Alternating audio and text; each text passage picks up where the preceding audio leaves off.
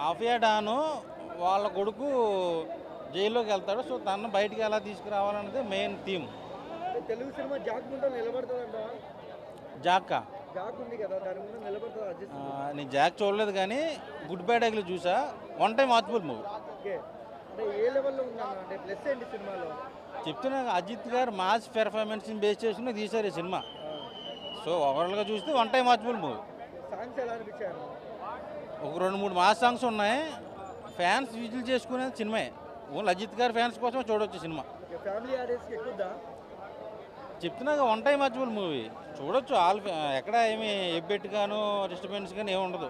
ఓవరాల్గా చూసుకుంటే చాలా బాగుంది. ఇక యాక్షన్ సీక్వెన్స్ ఎలా అనిపించింది? ఫైట్స్ బాగా తీశారండి. ఒక 4-5 ఫైట్స్ ఉన్నాయి. క్లైమాక్స్లో ఫైట్ ఒకటి ఉంది. ఒక హాలీవుడ్ రేంజ్లో చూపించాడు ఫైట్.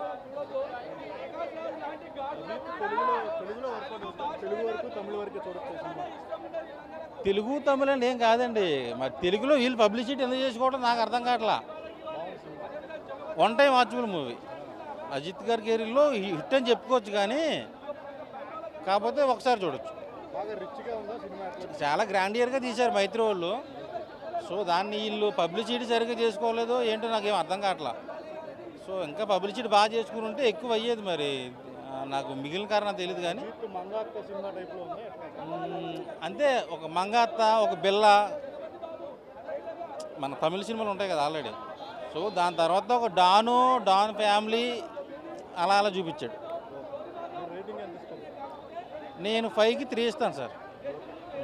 అంటే ఓవరాల్గా చూసుకుంటే one time watchable movie. Good bad ugly. త్రిషాకి అంత స్కోప్ లేదు కానీ మన అజిత్ గారు, మన సునీల్ గారు వీళ్ళిద్దరే ఉంటారు మెయిన్.